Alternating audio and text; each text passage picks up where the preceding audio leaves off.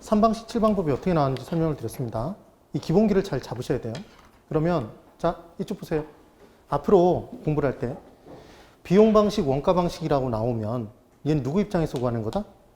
공급자 입장에서. 공급자는 만드는데 비용이 드니까 다시 만들어 보면 만드는데 들어간 비용을 구할 수 있다.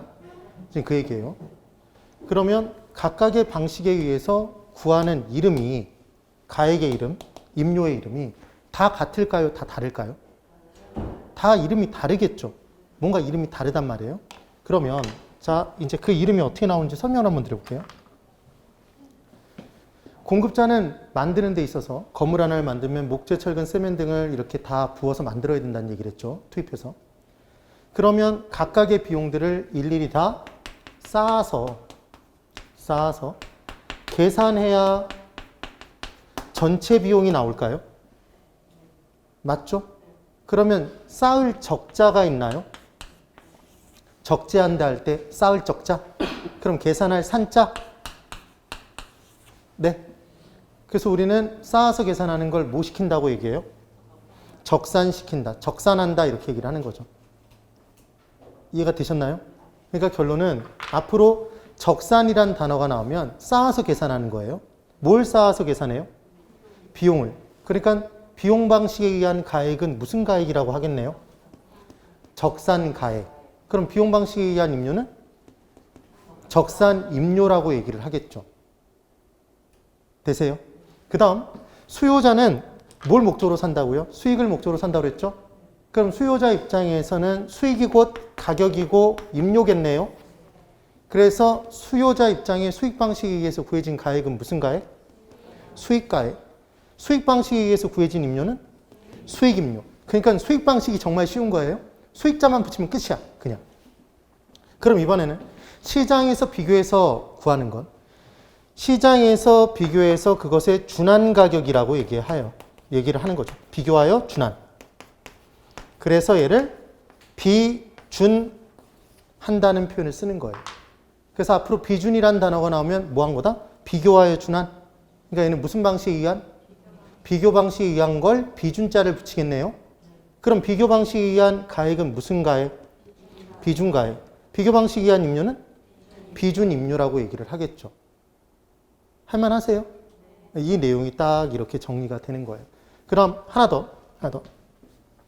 제가 질문을 드려보면 이제 맞춰보세요. 주거용 부동산은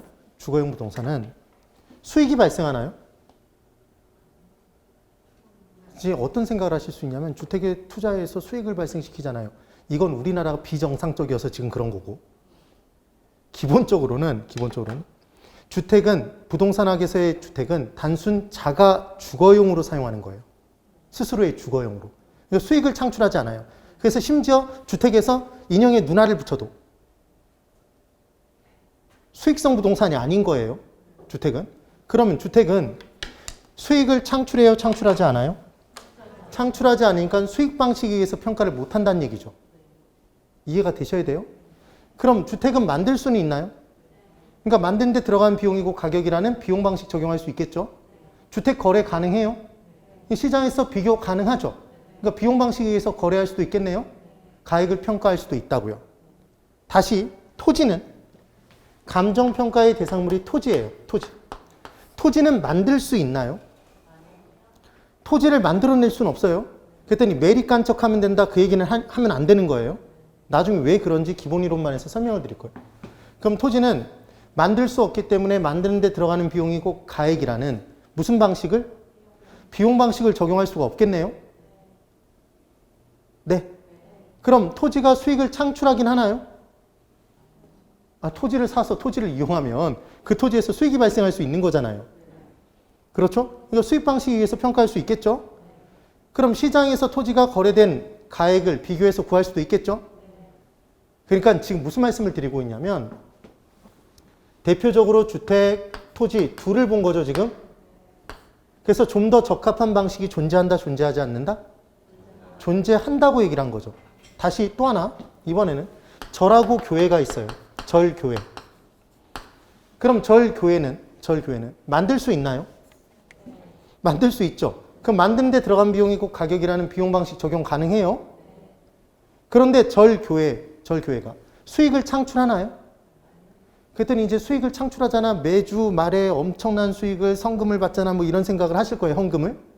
그런데 종교는 지금 종교단체는 절 교회는 비영리단체죠. 그러니까 수익을 창출하지만 창출하지 않는 것으로 약속을 했단 말이에요. 그러니까 수익성 부동산이 아니니까 수익 방식으로 평가를 안 하겠죠. 네? 그럼 절 교회는 시장에서 빈번하게 거래가 돼요? 절 시장이 있어서 주지 스님들끼리 절을 사고 팔아요? 그렇지 않죠. 그러니까 절 교회는 시장성이 떨어지잖아. 그래서 절 교회는 기본적으로 무슨 방식에 의해서 평가하겠네요? 비용 방식? 개념이 이해가 되세요? 이런 개념인 거죠. 그럼 상가 건물은 걔 이용해서 수익 발생하나요? 그럼 수익이 얼마만큼 발생되는 상가 건물이냐에 따라서 가치가 다르겠죠. 만드는 데 들어간 비용이 얼마나 하는 것보다 수익이 얼마만큼 더 발생하느냐가 더 중요하다는 얘기예요. 그러니까 각각의 대상물별로 좀 더 적합한 방식이 존재할 수 있다. 그럼 좀 더 적합한 방식의 가에게 가중치를 더 부여해서 평균 내는, 무슨 평균으로? 가중평균으로 시상가액을 조정하게 돼 있다. 왜 그렇게 가중평균해야 되는지 이해가 되셨죠? 그런 개념인 거예요. 그럼 비용 방식은 비용성 때문에 가능한 거네요. 만드는 데 들어가는 비용이 있다. 비용성. 그럼 수익 방식은 수익을 창출하니까 부동산의 수익성 때문에 수익 방식이 가능하겠네요. 그럼 비교 방식은 시장에서 시장성이 있기 때문에 가능한 거죠. 시장에서 거래가 되기 때문에. 이게 지금 가치의 삼면성에 대해서 설명을 다 드려본 겁니다. 중요하다는 말씀을 드렸어요. 기본은 이제 잡았네요. 기본을. 그러면 이제 원가 방식 내용을 한번 볼까요? 이제 원가 방식의 내용을 정확하게 한번 들어가 보죠. 원가 방식은 아까 비용 방식의 또 다른 표현이라는 얘기를 했습니다. 비용 방식이라는 표현보다는 원가 방식이라는 표현을 좀 더 시험에 잘 써요. 똑같은 표현인데. 그럼 첫 번째로 원가 방식의 원가법이라는 게 있대요. 지금 각각의 방식별로 가액과 임료를 구하는 방법 각각 하나씩, 그래서 두 가지 방법이 있다고 그랬죠. 그럼 이제 원가법이라는 게 있대요. 그 원가법은 감정평가 의뢰된 감정평가의 대상 부동산을 기준 시점은 감정평가의 기준이 되는 시점이에요. 제가 이게 뭔지를 설명을 한번 드려볼게요. 여기를 그냥 한번 보세요. 이것도 개별로 시험에 나올 수 있는 부분이기 때문에 설명을 드리는 겁니다. 갑이 소유하고 있는 건물이 있어요. 갑이 갑자기 이 건물의 경제적 가치가 궁금해졌어요. 그럼 공인중개사를 찾아가야 돼요? 감정평가사를 찾아가요? 감정평가사를 찾아가서 감정평가 의뢰를 했어요. 그래서 얘가 얼마냐고 물어봤어요. 그럼 이제 누가? 감정평가사가 평가를 할 거잖아요? 첫 번째 의뢰를 받았겠죠? 그래서 이제 평가를 할 거예요. 그때 얘는 감정평가의 대상이 되는 부동산, 대상 부동산이겠죠? 그래서 감정평가사가 평가를 막 한 다음에 분석을 끝내서 가치를 얼마만큼으로 평가를 해줬냐면 얘를 50억이다라고 평가를 해준 거예요. 그럼 그냥 구두로 50억이다 이렇게 얘기를 하고 보수를 받을까요? 평가 보고서를 작성할까요? 평가 보고서를 작성해서 제출해 주겠죠. 넘겨줄 거예요. 그러니까 평가 보고서에 지금 50억이라고 적어줬단 말이에요. 이렇게 평가를 딱 해줬어요. 감정평가사가.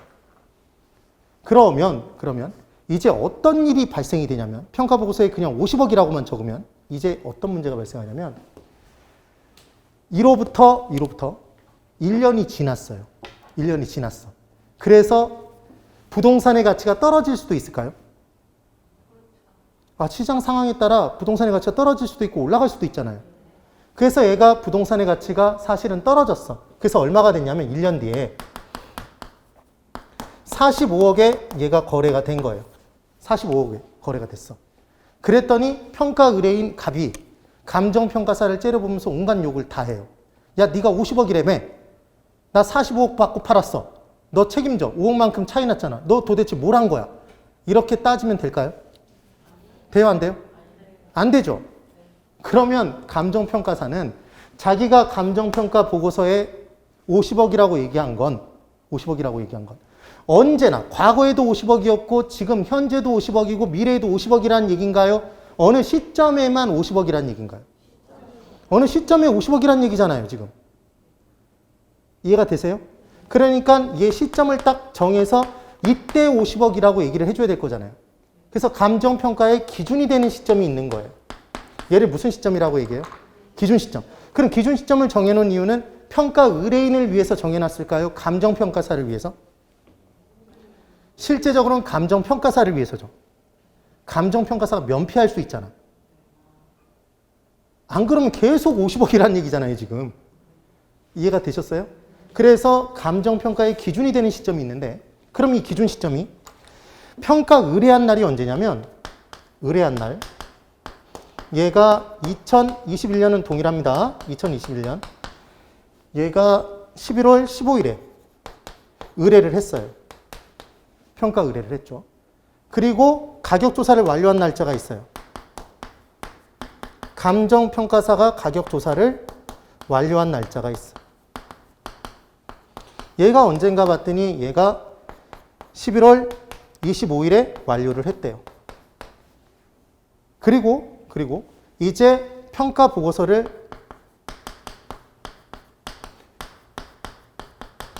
작성 완료한 날짜가 있어요. 작성 완료한 날짜. 얘가 언제냐면 11월 30일이랍니다. 11월 30일. 그러면 이제 감정평가의 기준이 되는 시점, 이 기준 시점은 이 세 가지 대표적인 날 중에 언제가 될 것이냐, 지금 그 얘기인 거예요. 언제가 될까요? 자, 11월 15일. 의뢰한 날이다. 가격조사를 완료한 날이다. 평가보고서를 작성 완료한 날이다. 자, 생각해 보세요.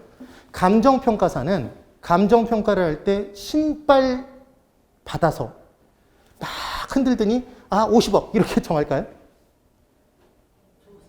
그게 아니라 당연히 이 감정평가 의뢰된 대상 부동산과 관련된 둘러싼 지역을 분석하고 지역의 전반적인 가격 수준대를 분석하고 이 부동산의 개별적인 시설물들을 다 분석해서 가격 조사를 완료해서 그 조사된 자료를 가지고 평가한 가액이 지금 50억이죠. 맞아요? 그러면 그 가격 조사가 끝난 다음의 것은 반영하지 못하죠. 네? 그러니까 가격 조사를 완료한 날 조사된 자료를 가지고 평가된 가액이잖아요. 그러니까 기준 시점은 언제가 돼야 타당해요? 가격 조사를 완료한 날짜가 돼야 타당한 거지 평가 보고서를 작성 완료한 날짜가 되는 게 아니지. 의뢰한 날짜가 되는 게 아닌 거예요. 네, 이게 시험에 굉장히 자주 나오는 내용이죠. 근데 이 부분에 치사하게 뭐라고 문제를 내냐면 이렇게 낸다고요. 현장 조사를 완료한 날짜로 한다 이렇게 한다고요. 기준 시점. 여러분 현장 조사란 말 그대로 감정평가 의뢰된 대상 부동산이 있는 장소에 나가서 조사하는 거예요. 이게 현장 조사예요. 근데 현장 조사를 안 하는 경우도 있단 말이에요. 왜냐하면 이 부분과 관련된 명확한 자료 등이 있다면 굳이 현장 조사를 안 하고 생략할 수 있어요. 네. 그러니까 가격 조사를 완료한 날짜예요? 현장 조사를 완료한 날짜요? 가격 조사를 완료한 날에 조사된 자료를 가지고 평가된 가액이다? 이게 무슨 시점이다? 기준 시점. 뭐의 기준이 되는 시점이에요? 감정평가의 기준이 되는 시점인 거죠. 네. 그래서 감정평가에서는 대왕 시점이 하나가 나와요. 이 시점을 이길 수 있는 시점은 하나도 없어. 무슨 시점이야? 기준 시점. 우리는 감정평가사가 돼서 무슨 시점에 가액을 구하는 게 목적이다? 기준 시점. 그러니까 기준 시점에 다시 조달하는 데 들어가는 비용을 구하는 거예요.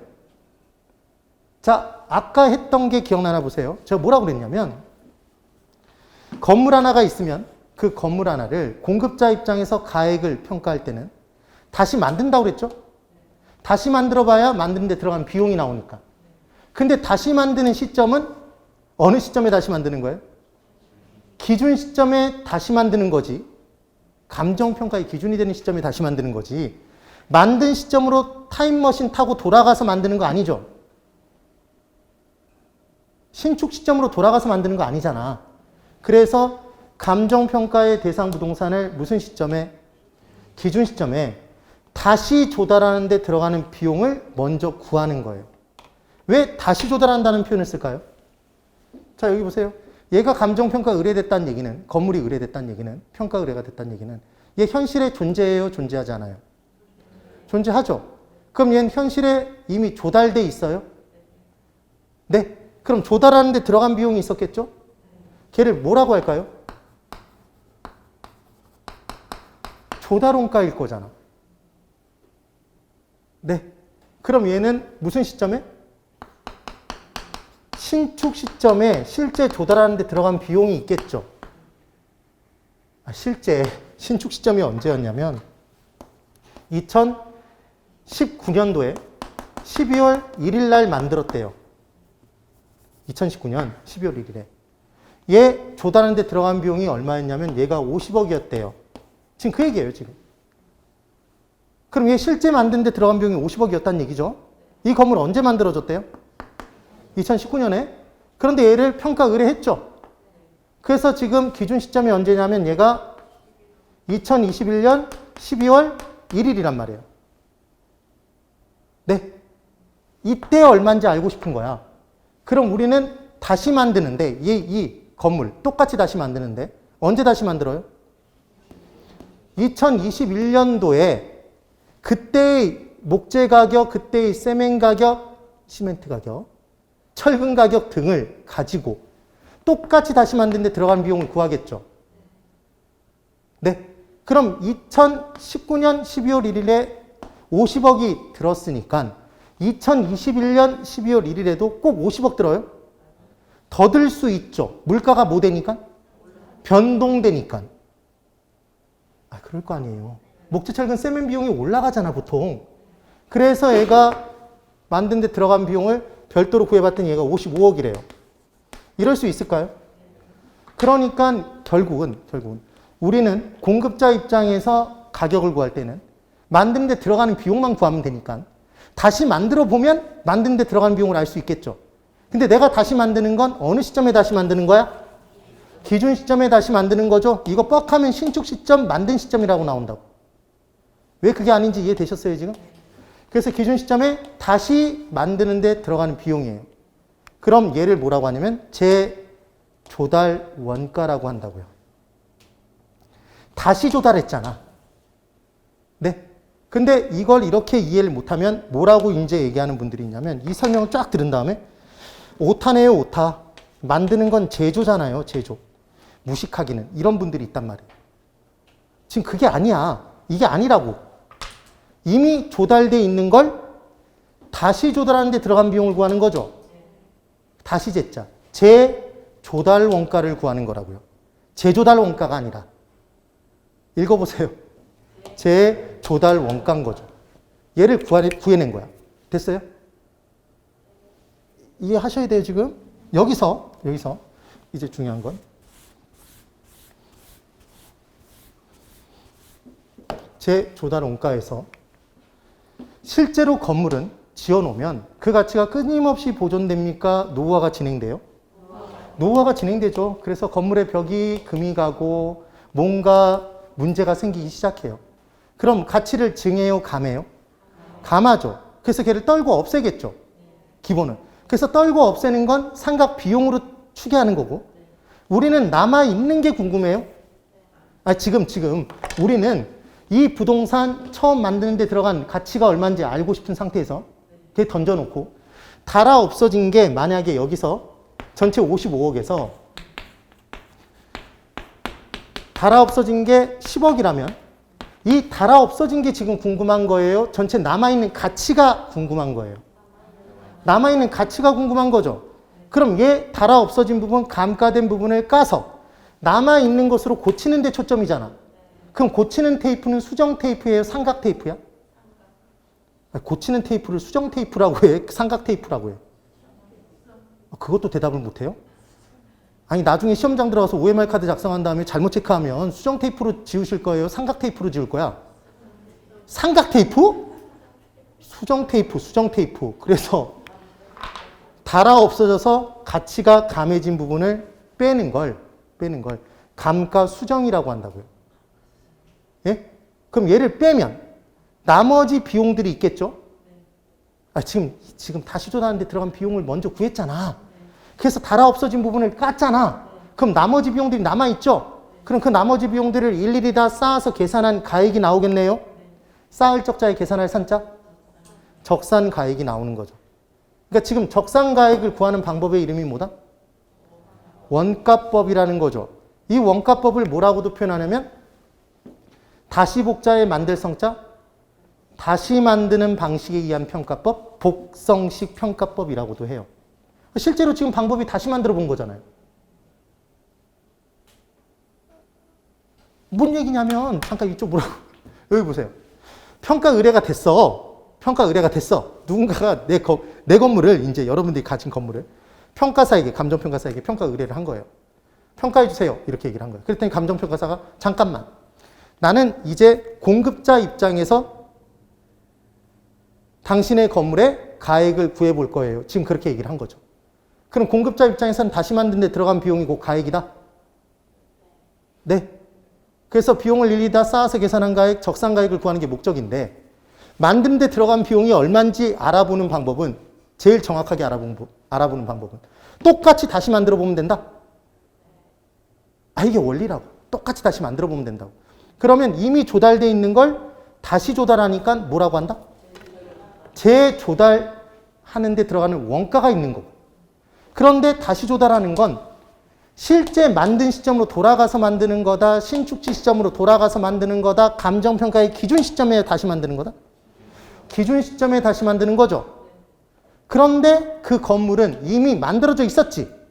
신축 시점에. 그럼 신축 시점부터 기준 시점까지 달아 없어진 부분이 있을 거 아니에요. 그럼 걔를 가치를 증에 감해.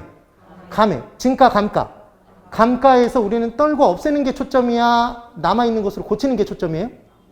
남아있는 것으로 고치는 거. 남아있는 게 경제적 가치니까. 그 대상물에.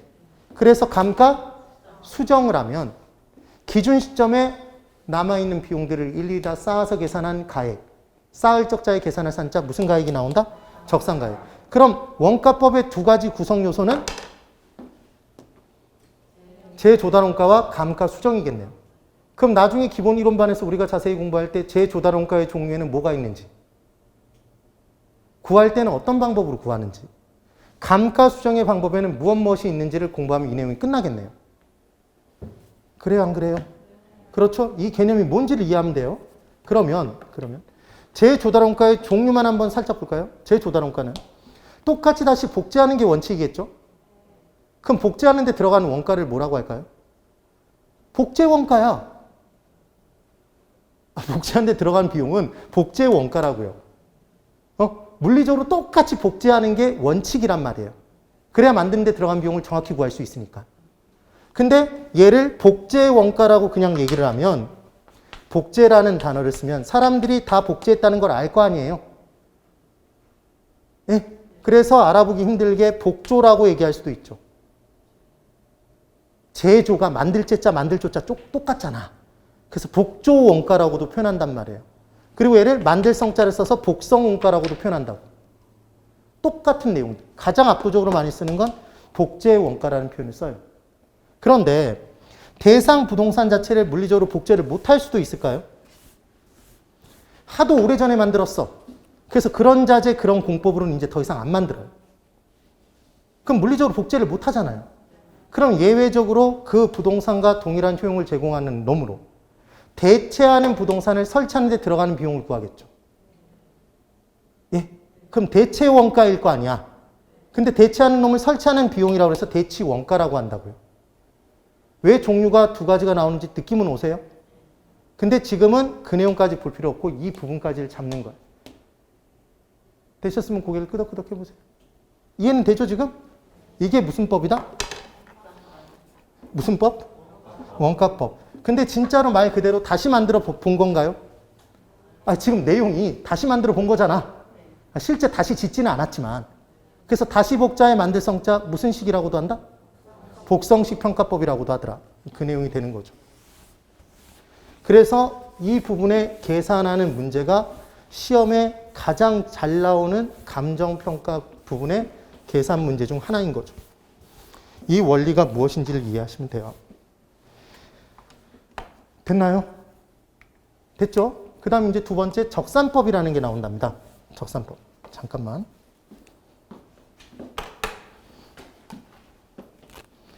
적산법의 내용을 볼게요.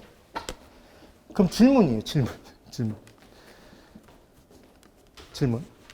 적산법은 임료를 구하는 방법일까요? 가액을 구하는 방법일까요?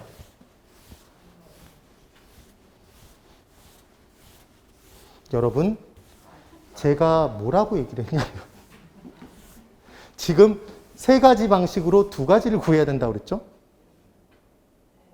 가액과, 매매활동에서의 가액, 가격과, 가액과, 그리고 임대차 활동에서의 가격이 뭘 구하게 돼 있다? 임료를 구하게 돼 있다고 그랬어요. 그래서 원가 방식으로 가액을 구하는 방법을 다시 만드는 방식에 의한 평가법, 복성식 평가법. 그리고 걔가 원가법이었던 거죠. 얘를 본 거예요. 네? 그러면 이제 적산법이라는 방법이 나오면 얘는 원가 방식으로 비용을 구하는, 지금 원가 방식으로 가액을 구하는 방법이겠어요? 임료를 구하는 방법이겠어요? 또 지금도 대답을 못하네. 아니 지금 우리는 원가 방식으로 가액과 임료를 구하는 방법 각각 하나씩을 공부한다고요. 그럼 지금 가액을 구하는 방법을 공부했잖아. 원가법으로. 1번에서. 그럼 2번은 뭘 구하는 방법이겠냐고 지금. 임료를 구하는 방법이죠 여러분. 근데 제가 이걸 왜 강조할까요?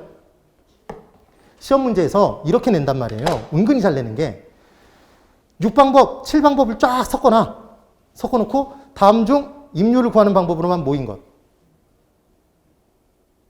예? 가액을 구하는 방법으로만 모인 것. 이런 식으로 문제가 나온단 말이에요. 이걸 구분 못하면 문제를 못 풀어요. 외우는 방법을 또 설명할 거야. 여기까지는 이해되셨죠? 그럼 칠판. 이 적산법은 비용 방식이에요? 수익 방식이에요? 비교 방식이에요? 얘만 보고. 비용 방식인지 어떻게 하셨어요? 그렇죠. 쌓아서 계산하는 건 뭘 쌓아서 계산하는 거다? 비용을. 그럼 얘는 공급자 측면에서 임료를 구하는 방법이겠네요? 그럼 임대차 활동의 공급자는 누구예요? 임대인이야? 임차인이야? 임대인이죠. 그럼 임대인 입장에서 이제 가액이 아닌 임료를 구하는 방법을 설명드리는 거예요. 그래서 기초가액이라는 게 있고 기대이율이라는 걸 곱하고 필요한 모든 경비를 더하면 적산임료라는 게 나온대요. 이게 어떤 개념인지를 제가 이제 설명을 한번 드려볼게요. 잘 보세요. 이거는 설명을 잘 들어주시면 정확하게 이해가 됩니다. 감정평가로는 굉장히 과학적이에요. 자, 여기 보세요. 처음 출발이 이거예요. 값이 있는데 값이 얼마를 갖고 있냐면 얘가 1억을 가지고 있어요. 일부러 금액을 좀 작게 잡은 겁니다. 계산을 편의를 도모하기 위해 1억을 가지고 있어요. 근데 이 1억을 가지고 은행에 집어넣을 수도 있었어요. 근데 은행에 집어넣지 않고 얘를 어디다 집어넣냐면 부동산 건물을 하나 샀어요. 얼마를 주고 샀어요? 1억을 주고 샀어요. 이해되셨어요? 그러면 기본적으로 부동산 투자는 뭘 목적으로 산다고 그랬죠? 임대 수입? 우리 부동산은 비싸다 고가성을 띠니까 내 돈만 갖고 사기 어렵다. 남의 돈 합친다고 그랬죠? 그래서 내 돈, 남의 돈, 전체 돈 이렇게 나눴고 전체 돈을 총 투자해, 내 돈을 지분 투자해, 남의 돈을 저당 투자해 이렇게 나눴었어요. 그 다음 투자자의 종류가 둘이었죠. 소유하는 사람은 지분을 소유한다. 그래서 소유하는 기간 놀리지 않고 임대한다. 그래서 임대 수입이 주된 목적인 사람을 무슨 투자자라고 한다? 지분 투자자. 근데 지분 투자자가 투자를 할 때, 부동산에 투자할 때 돈 빌려주는 사람 있죠. 지 돈을 얹어주는 사람. 저당 투자자. 저당 투자자는 뭘 목적으로 투자를 한다? 이자 수입을 목적으로 한다. 했었잖아요. 맞아요? 그러면 이제 갑은 건물을 하나 사서 임대인이 된 거죠. 누가 된 거예요? 임대인. 그럼 얘를 건물을 임대해서 수입을 누려야 될 거잖아요. 그럼 갑은 임대료를 얼마를 받아야 될지 결정하고 싶겠죠. 지금 그 얘기란 말이에요. 그럼 지금 이 건물에 얼마를 투자했죠? 1억 투자했어요. 1억을 투자했어. 그래 놓고 임대차 계약 기간 중에 잘 보세요. 개념이 뭔지만 이해하면 돼. 계약 기간 중에 기대하는 수익률이 있어요. 임대차 계약 기간 중에 기대하는 수익률이 있어. 얼마의 수익률을 기대했냐면 이때 딱 봤더니 은행에 돈을 넣어놓으면 정기금의 이자율이 얘가 3.5%래요. 예를 들어. 지금 봤더니 2021년 12월 1일에 정기금의 이자율을 봤더니 얘가 3.5%래요. 3.5%. 그런데 부동산에 투자를 한 거죠, 지금. 은행에 투자할 수 있는 기회를 포기하고 지금 부동산에 투자한 거잖아요? 그럼 적어도 얼마 이상은 나와야 돼요? 수익률이? 정기금의 이자율 이상은 나와야 되죠? 맞아요? 그럼 임대차 계약 기간 중에 임차인이 배째라 배를 내밀 수도 있고 공실이 발생할 수도 있잖아요. 그럼 위험이 있어요, 없어요? 위험이 있으니까 위험을 감당하는 만큼 더 높은 수익을 기대하겠죠. 그래서 임대차 계약 기간 중에 기대하는 수익률이 있단 말이에요. 걔를 무슨 이율이라고 한다? 기대 이율을. 얼마를 기대했냐면 5%를 기대했어요. 여기까지 이해되시죠? 그러면 1억에 5%를 기대하면 기대 수익은 얼마예요? 500만 원이 된 거죠? 맞나요? 이게 기대 수익이에요. 기대 수익 또는 기대 이윤이죠, 지금. 개념을 이해하는 게 제일 중요합니다. 이렇게 돼 있어요. 그래서 임차인에게 지금 누구 입장에서 임료를 구하는 걸 공부하고 있죠, 우리? 임대인, 공급자 입장에서 구하는 거예요. 그래서 임차인에게 임료를 얼마를 받아봤냐면 얘를 500만 원만 받아봤어요. 지금 기대하는 수익이 500만 원이라. 그런데 이때 생각지도 못했던 일이 발생한 거예요. 임대인이 제대로 임대하기 위해서는 비용이 들까요? 건물이 노후화가 진행돼서 유지 관리비 등이 든단 말이에요. 네. 그 다음 이 건물에 화재 보험에 가입했어. 화재 보험료 등이 들어가. 그 다음 이 건물을 소유하고 있으니까 재산세를 내래요. 합쳐져서 막 종부세를 내래. 그러면 그 세금들도 다 제대로 임대하기 위해 필요한 경비일까요? 그렇죠. 그래서 임대차 계약 기간 중에 제대로 임대하기 위해 필요한 모두제자, 모든 경비를 뭐라고 한다? 필요재경비라고 하죠. 읽어보세요. 필요재경비. 이걸 필요재경비 이렇게 읽으면 안 된단 말이에요. 기본이. 이게 뭘 의미하는지 알아야 돼요. 그래서 이 경비가 얼마만큼 나가나 봤더니 얘가 100만 원만큼 나가는 거예요. 100만 원. 그러면 임료를 500만 원만 받아버리면 실제로 얼마가 나가면 100만 원 필요한 경비가 나가버리면 이제 얼마의 수익만 누릴 수 있게 된다? 400만 원의 수익만 임대인은 누릴 수 있게 된다? 지금 임대인이 누리고 싶었던 수익은 얼마였죠? 500만 원이었잖아요. 그럼 400만 원의 수익을 누리면 4% 수익이잖아. 지금 기대하는 수익률이 얼마였어요? 5%잖아. 기대 수익은 500만 원이었던 거예요. 그럼 지금 필요한 경비만큼은 기대 수익이 떨어져 버리고 기대율이 낮아져 버리니까 임대인 입장에서는 500만 원의 수익을 손에 최종적으로 지게 만들고 싶으면 아예 필요한 경비만큼을 더해서 빼서 누구에게 떠넘겨버리면 된다? 임차인에게 떠넘겨버리면 되죠. 맞아요. 그래서 필요한 모든 경비 100만 원을 더해서 얼마를 받아버리면 600만 원을 받아버리면 필요한 경비 100만 원을 빼고도 얼마의 수익을? 500만 원의 수익을 기대할 수 있게 된다. 기대율 5%를 달성할 수 있게 된다. 맞나요? 그럼 지금의 이 600만 원의 임료는 필요한 모든 경비를 다 더해서 구한 임료예요. 맞죠? 그러니까 얘가 무슨 임료야? 적산 임료인 거죠. 돼요? 그러니까 이 부분의 제일 중요한 포인트는 필요재 경비를 왠지 경비니까 뺄 것 같은데 더하고 있잖아요. 네, 기억하는 방법. 실제로 임대인과 임차인 중에 있는 사람이 누구예요? 실제로 돈이 있는 사람. 임대인이죠. 보통 있는 사람이 더하죠. 더하잖아. 더해서 떠넘기고 있잖아. 누구에게 떠넘겨요? 임차인에게. 지금 그 얘기인 거죠. 그럼 이게 얼마나 간단한 논리냐면 이렇게 구하면 앞으로 건물 하나 사서 토지를 하나 산 다음에 임료를 얼마를 받을지를 계산을 바로 때려볼 수 있단 말이에요. 이거 계산 문제로 나온 적이 있었어요, 예전에. 자, 잘 보세요. 건물 하나를 샀어요. 그 건물 3억 주고 샀대요. 암산 때리는 거예요, 암산. 그때 3억짜리 건물에 임대차 계약 기간 중에 기대하는 수익률이 5%예요. 아, 좋아요. 계산을 쉽게 하기 위해 10%야. 10%의 수익률을 기대해. 그럼 얼마의 수익을 기대하는 거예요? 3천만 원을 기대하는 거예요. 근데 필요한 경비가 500만큼 나간대. 그러면 이제 필요재 경비가 500만 원이라면 기대하는 수익이 3천만 원일 때 임대인인 나는 그만큼을 빼서 2,500을 받아야 돼요. 걔를 무시하고 3,000을 그대로 받아야 돼. 더해서 3,500을 받아야 돼. 3,500을 받는 거죠. 그래야 500이 나가고도 내가 누리고자 하는 3,000을 누릴 수 있으니까. 이해되셨어요? 지금 그 얘기인 거잖아.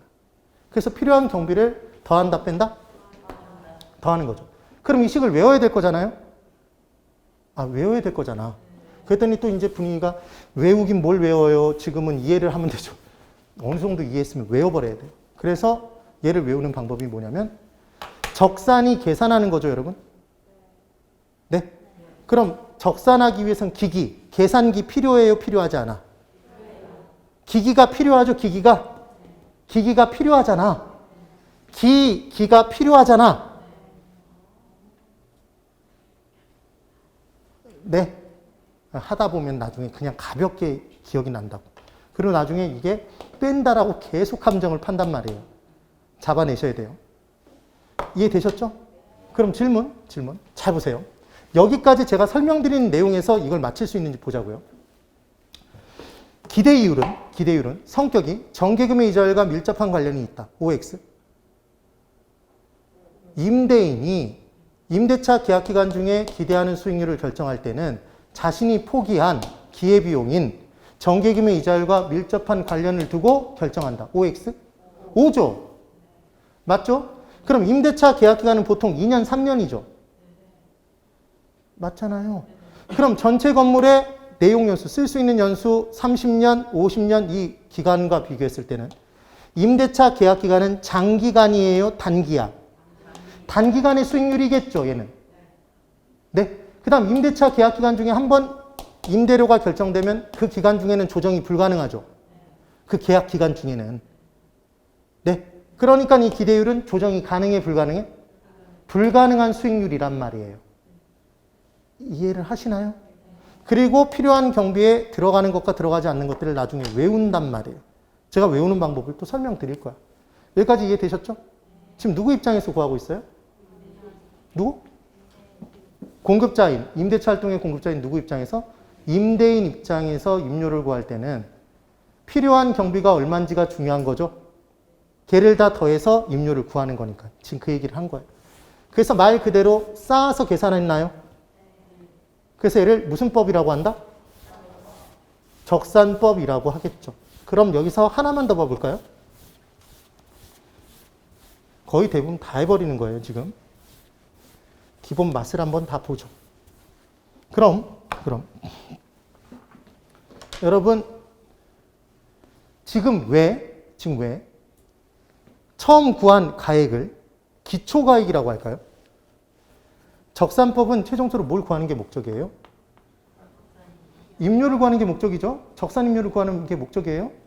근데 이 적산임료를 이 방식에 의해서 구하기 위해서는 금액이 얼마인지를 먼저 구해야 되는 거죠. 맞잖아요. 대상 물건의, 대상 건물의 가액이 얼마인지를 알아야 되는 거죠, 지금. 맞죠? 그럼 지금의 이 가액은 최종적인 대상 부동산의 가액이에요. 임료를 구하기 위한 기초가 되는 가액이야. 임료를 구하기 위한 기초가 되는 가액이죠. 그럼 이 기초가액을 구할 때 원칙이 있고 예외가 있단 말이에요. 원칙이 있고 예외가 있어. 그럼 우리 가액을 구하는 방법은 세 가지 방식이 있어요. 아까 3방식이 때문에. 그러면 이때 적산임료를 구하기 위한, 제가 어디다 힘주는지 잘 보세요. 적산임료를 구하기 위한 적산법에서의 기초가액은 적산가액이 원칙일까요? 수익가액이 원칙일까요? 적산가액이 원칙이란 말이에요. 되셨어요? 그런데 이 대상물이 만약에 토지라면, 감정평가의 대상물이 토지라면 토지는 만들 수 없죠. 만드는 데 들어간 비용이 없을 거 아니야. 적산가액을 구할 수 없는 경우가 있단 말이에요. 그럼 그때는 예외적으로 비준가액으로 구하게 돼 있어. 토지도 비교하여 준항가액은 구할 수 있죠. 그럼 비준가액으로 기초가액을 구해서 집어넣고 기대율 곱하고 필요재원비를 더하면 무슨 임료는 구할 수 있다? 적산 임료는 구할 수 있죠. 네. 그러니까 토지는 원가 방식, 비용 방식으로 가액도 못 구하고 적산 가액도 못 구하고 적산 임료도 못 구한다 그러면 X죠. 무슨 임료는 구했어? 적산 임료는 구해낼 수 있는 거죠. 됐나요? 이런 개념을 이해를 해주면 돼요. 나중에 뭔가는 사용 못한다라는 것도 나오는데 그건 다 기본 이론반에서 쭉 설명드려보면 다 이해가 되실 거예요. 됐네요. 여기까지 되셨으면 고개를 끄덕끄덕 해보세요. 된 거예요, 지금. 된 거예요. 그 다음, 이제 비교 방식의 내용을 볼게요. 비교 방식. 잠시만. 비교 방식으로 가액을 구하는 방법과 임료를 구하는 방법을 이제 또 공부를 할 거예요. 얘는 더 쉬워, 더 쉬워. 그래서 이제 개념을 잡아보면 비교 방식으로 정하는 내용의 첫 번째를 볼 거예요. 거래사례 비교법이라는 게 있대요. 자, 여기 보세요. 거래사례 비교법은 이 방법이 딱 뜨면 비교 방식일까요? 수익 방식일까요? 비용 방식일까요? 이렇게만 주어졌어. 그럼 얘가 무슨 방식이지? 구하래요. 그럼 얘 무슨 방식이야? 비교 방식인지 어떻게 하셨어요? 비교법이라고 돼 있잖아. 근데 이걸 못 찾아요. 공부를 당연한 건데. 그럼 거래 사례를 비교하면 가액이 나와요? 임료가 나와요? 자, 고개 드시고. 임대 사례를 비교하면 임료가 나올까요? 가액이 나올까요? 임대 사례를 비교하면? 임료가 나오겠죠. 그럼 임료를 구하는 방법의 이름은 임대 사례 비교법이란 말이에요. 네. 그럼 거래 사례 비교법은 가액을 구하는 방법이에요? 임료를 구하는 방법이야? 가액 아니면 임료잖아, 지금. 그러니까 얘는 가액을 구하는 방법이겠죠.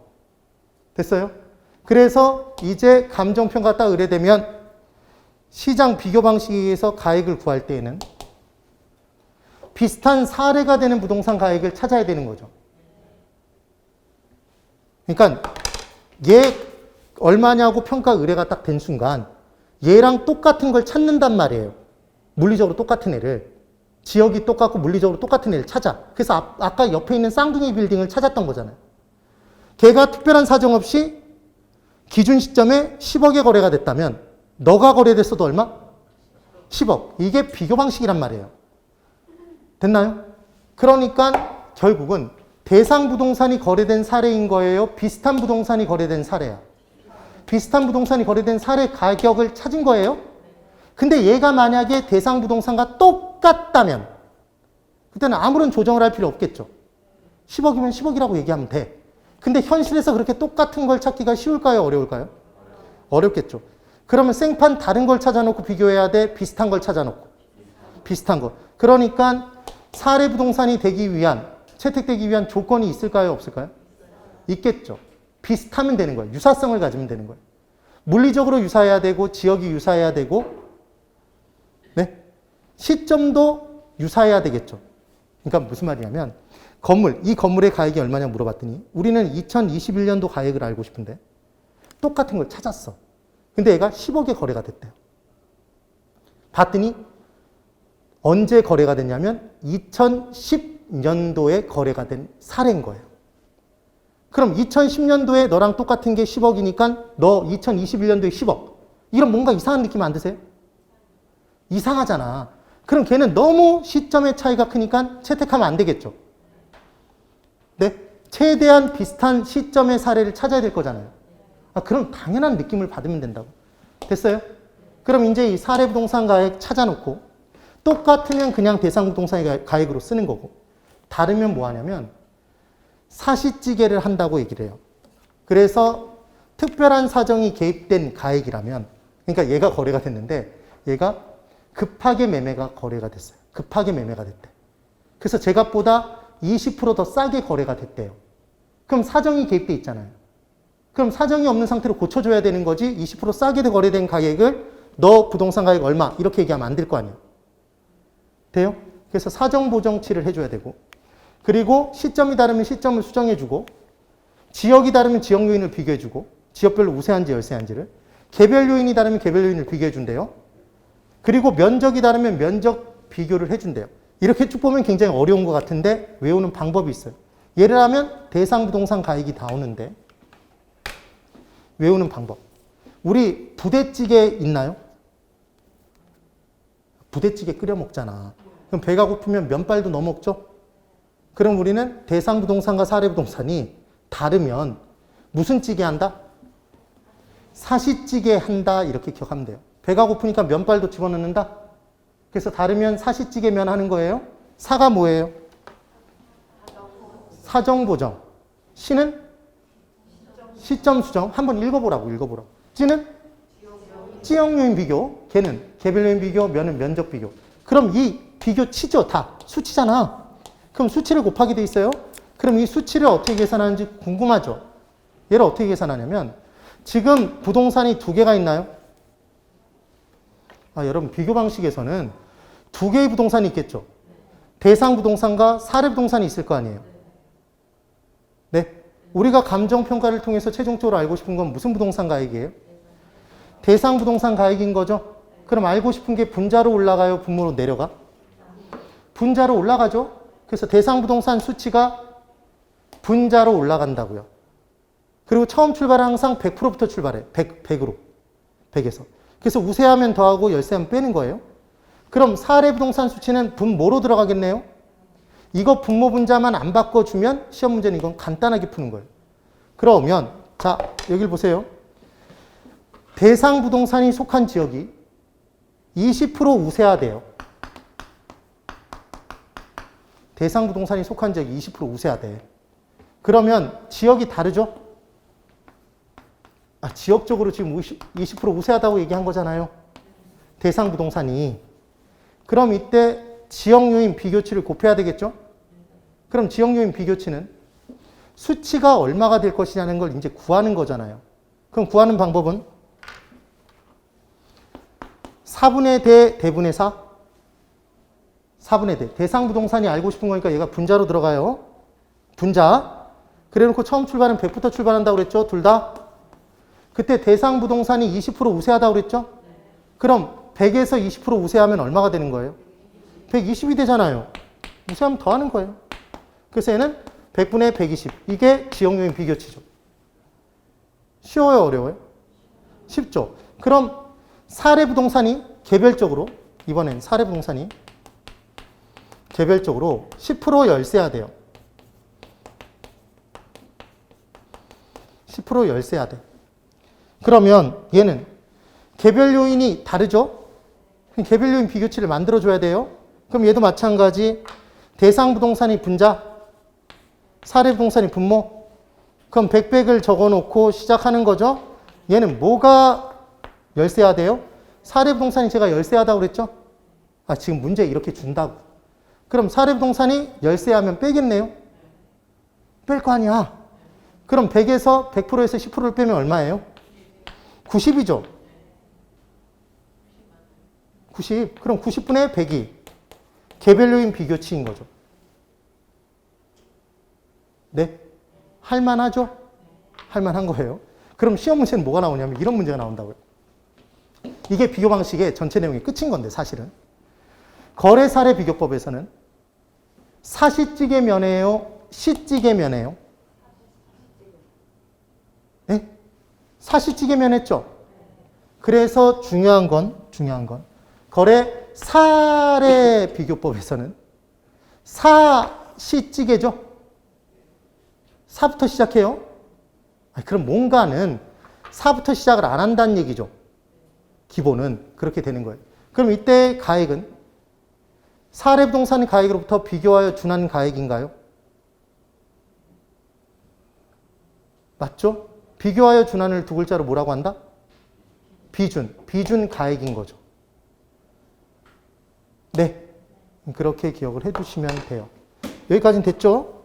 그래서 얘가 계산 문제로 가장 많이 나왔던 내용인 거예요. 이걸 구하는 게. 쉬워요, 어려워요? 쉬워요. 그래서 이 부분은 절대로 무조건 포기하면 안 되고 풀어줘야 되는 내용인 거예요. 됐어요, 지금. 그러면 이번엔 비교 방식으로 임료를 구하는 방법의 내용을 볼게요. 얘는 이름이 뭐래요? 임대 사례를 비교하는 거예요. 그래야지만 임료가 나올 거 아니에요. 임대 사례를 비교해야 임료가 나오겠지. 그럼 대상 부동산과 사례 부동산이 똑같으면 사례 부동산 임료를 대상 부동산 임료라고 바로 얘기하면 되겠네요. 그런데 만약에 다르면 또 뭐 해요? 무슨 찌개 끓여? 사시찌개 면을 하면 되는 거죠. 그래서 사례 부동산 임료에 다르면 사시찌개 면을 해주면 된다고요. 그럼 대상 부동산 임료가 나와요. 그러니까 거래사례 비교법과 똑같아요, 달라요? 여기까지 똑같죠? 그런데 한 가지를 따져봐야 될 내용이 더 있는 거예요. 뭘 따져보냐면 얘는 다 똑같은데. 그래서 대상 부동산, 사례 부동산 100분의 100 놓고 우세하면 월등하면 더하고 열세, 열등하면 빼는 거예요. 네. 그 내용이라고. 그런데 임대차 계약 조건의 유사성도 사례 부동산 조건에 추가시킨대요. 그럼 이게 왜 추가가 되는지 설명을 한번 드려볼게요. 여기를 보세요. 거의 다 왔어. 오늘은 이번 시간을 마지막으로 할 거예요. 끝났다. 힘내서 이제 체력 안배하지 말고 지금 쏟아 부으세요. 잘 보고. 감정평가 의뢰된 대상 부동산이 5층짜리 건물이에요. 5층짜리 상가 건물이에요. 얘 임료를 얼마를 받아야 될지 감정평가 의뢰를 했어요. 갑이. 그래서 감정평가사에게 감정평가 의뢰를 했겠죠. 그랬더니 감정평가사가 네 옆에 똑같은 5층짜리 건물이 있어. 그래서 임대 사례가 있는데 얘가 얼마의 임대가 됐냐면 임료가 5천만 원이니까 너도 5천만 원 이렇게 평가를 해준 거예요. 이렇게 평가를 해줬어요. 그래서 받아들이려고 봤더니 이 옆에 을이 가진 건물이 하나 있는데 얘는 몇 층짜리 건물이냐면 다른 거 다 똑같은데 3층짜리 건물이에요. 근데 이 3층짜리 건물의 임료가 얼마냐면 얘가 5천만 원인 거야. 뭔가 이상해요? 이상하지 않아요? 이상할 거 아니에요. 지금 갑이 자신이 가진 건물에 임료가 얼마를 받는 게 타당할지 감정평가 의뢰를 했더니 감정평가사가 똑같은 건물 옆에 5층짜리 건물이 있는데 얘 임대가 돼서 임대사례 가격이 임료가 5천만 원이니까 너도 5천만 원 이렇게 얘기를 해줬단 말이에요. 그래서 받아들이려고 봤더니 옆에 있는 3층짜리 건물의 임대차 계약에 얼마를 받았다 임료를? 5천을 받았다는 얘기죠. 이상하잖아. 그러니까 갑이 누구를 째려봤겠어요? 감정평가사를 째려봤을 거 아니야. 그랬더니 감정평가사가 갑자기 몸을 사시나무 떨듯이 떨기 시작하는 거죠. 지가 뭔가 잘못한 걸 깨달았어. 뭘 깨달았냐면 얘는 임대사례긴 임대사례인데 3층까지만 거래된 임대사례였던 거예요. 그럼 3층까지 임대사례를 가지고 5층 전층의 임료라고 얘기하면 안 되죠. 네. 그러니까 임대차 계약 조건의 유사성도 있어야 돼요. 5층이면 5층을 알아야 되는 거지 지금. 그러니까 임대사례 비교법에서는 한 가지 개념을 더 따져야 되는 거죠. 임대차 계약 조건의 유사성을 하나 더 판단해 줘야 되는 거죠. 여기까지 됐나요? 이 내용입니다. 그럼 이번에는 비교 방식에서 마지막 방법이 있어요. 세 번째 공시지가 기준법이 있대. 아까 제가 토지는 표준지 공시지가를 찾아내서 걔로부터 비교해서 구한다고 그랬죠? 그래서 이때 비교 표준지 공시지가를 하나 잡아놓고 이게 최근 들어서 가장 압도적으로 많이 나오는 계산 문제예요. 여기서 시점 수정을 하고 지역요인 비교하고 개별요인 비교하고 기타 보정치를 곱해서 대상 토지가액을 구한대요. 그러니까 공시지가 기준법이니까 얘는 토지가액을 구할 때만 사용하는 방법이지. 지가, 토지 가격을 구할 때 사용하는 방법이지 건물 가액을 구할 때는 얘를 사용하는 거 아니에요. 거래사례 비교법인 거지. 이해되셨어요? 그런데 특이하지 않아요? 비교 방식이면 계속 뭘 붙였죠, 여러분? 비교 방식에는 다 비교법이었잖아. 거래사례 비교법, 임대사례 비교법이었는데 얘는 공시지가 기준법이잖아요. 그래서 괄호 메꾸기 부분에 맞는 것으로 짝지어진 것, 그래서 얘 공시지가 비교법, 공시지가 기준법. 비교법 아니다, 기준법이다. 이게 시험 문제로 나왔었죠. 예. 그래서 얘는 공시지가를 기준으로 구하는 방법이다. 그래서 무슨 법이라 한다? 따라해보세요. 공시지가 기준법. 비교법 아니에요. 그러면 이때 중요한 포인트는 얘도 대상 부동산 가액을 알고 싶으니까 얘가 분자. 분모에는 비교 표준지가 들어가요. 비교하는 표준지 가액이 들어가는 거예요. 그런데 중요한 건 사정 보정이 없죠, 지금. 아까 거래 사례 비교법에서는 사시찌개 면했는데 공시지가 기준법에서는 사정 보정이 없죠, 지금. 시점 수정부터 들어간다고. 그 이유가 뭐냐면 국토교통부 장관이 표준지 공시지가를 발표할 때 그 표준지 가격에 특별한 사정, 급매가 됐다, 친인척 간의 거래다, 이런 사정이 개입된 게 있을까요? 없다고. 표준지에는 사정이 개입될 수가 없는 거예요. 그 공시지가 자체에. 그러니까 사정보정의 개념이 없겠죠. 그래서 사정보정치가 빠진 거야.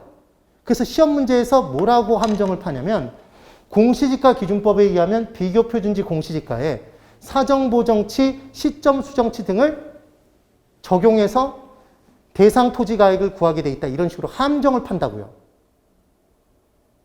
네. 그럼 우리는 공시지가 기준법에서는 뭐부터 시작한다는 걸 기억하면 된다? 시점 수정부터 한다는 걸 알면 되는 거죠. 얼마나 쉽냐면, 자, 따라해보세요. 거래 사례 비교법. 하라는 대로 해보라니까 좀 해봐. 거래 사례 비교법. 그래서 걔는 뭐부터 출발한다? 사시찌개부터 출발하는 거예요. 사부터, 사정보정부터. 또 따라해보세요. 공시지가 기준법. 되셨어요? 그러니까 얘는 뭐부터 시작해야 돼? 시점 수정치부터 시작하는 거라고. 이걸 기억해두면 시험장에서 바로바로 찾아낼 수 있겠죠. 안 그러면 문제를 못 푼다는 얘기예요. 그래서 지금 3방식 7방법 중에 두 가지 방식의 내용을 공부한 거예요. 원가 방식과 비교 방식의 내용을 공부했어요. 다음 주에 수익 방식의 내용을 공부하고 거기서 더 들어가는 내용들을 확인을 시켜드리고 문제로 또 풀어드릴 거예요. 됐나요? 됐으면 고개 끄덕끄덕 해보세요. 된 거죠. 자, 그러면 이제 최종 정리. 딱 5분만 서머리를 하고 끝낼 거예요. 자, 이제 저를 보세요. 오늘 감정평가론에 대해서 공부를 했습니다. 그 전에 무효접을 공부했죠. 무차별 곡선과 효율적 전선이 접하는 점이 최적 포트폴리오. 그렇게 얘기를 했었어요. 그래서 효율적 포트폴리오는 지배 원리에 의한 포트폴리오.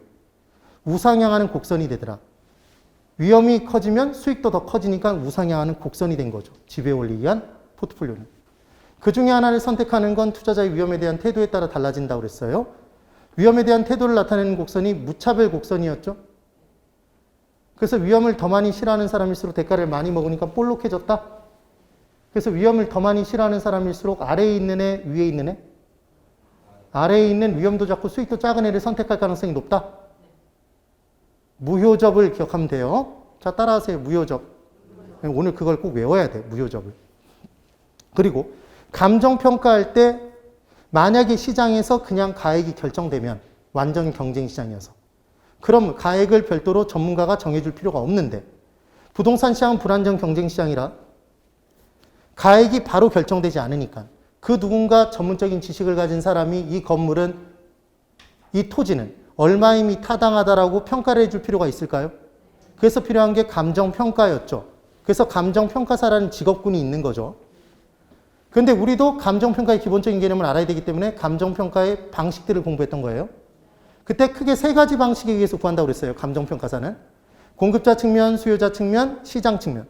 그 공급자를 만드는데 뭐가 들고? 비용. 비용 이상을 가격으로 받으려 든다? 그게 무슨 방식? 비용 방식. 그럼 비용을 뽑아내는 방법은 다시 만들어 보면 된다? 다시 조달해 보면 된다? 그래서 걔를 뭐라고 한다? 재조달 원가라고 하고, 그때 다시 조달하는 건 만든 시점을 돌아가서 만든다, 기준 시점에 다시 만든다? 기준 시점에 다시 만드는 거였죠. 그때 중요한 것, 감정평가의 기준 시점은 감정평가사가 신발이 돋아서 평가하는 게 아니기 때문에 가격조사를 완료한 날 조사된 자료를 가지고 평가된 가액. 그래서 별다른 얘기가 없으면 기준 시점은 가격조사를 완료한 날이다, 현장조사를 완료한 날이다. 가격조사. 왜 현장조사라고 얘기하면 안 된다? 걔가 생략될 수도 있으니까. 됐어요? 평가 의뢰한 날, 평가보고서를 작성 완료한 날 아니에요. 기억되셨죠? 그래서 제일 중요한 시점은 감정평가 이론에서 제일 중요한 시점. 대왕 시점이 뭐다? 기준 시점이다. 기준 시점. 걔를 이길 시점은 없단 말이에요. 됐어요? 그래서 다시 조달하는 데 들어간 비용에서 달아 없어진 부분 까고 남아있는 것으로 고치는 신축 시점, 기준 시점까지 달아 없어진 부분이 있으면 가치를 감했죠? 감가해서 남은 것으로 고치는 수정을 하면 나머지 비용들이 남고 그 비용들을 일일이 다 쌓아서 계산한 가액, 쌓을 적자에 계산할 산자, 적산 가액이 나온다. 그게 딱 기억이 나면 끝나는 거라고. 그게 기본적으로 갖춰야 될 내용인 거예요.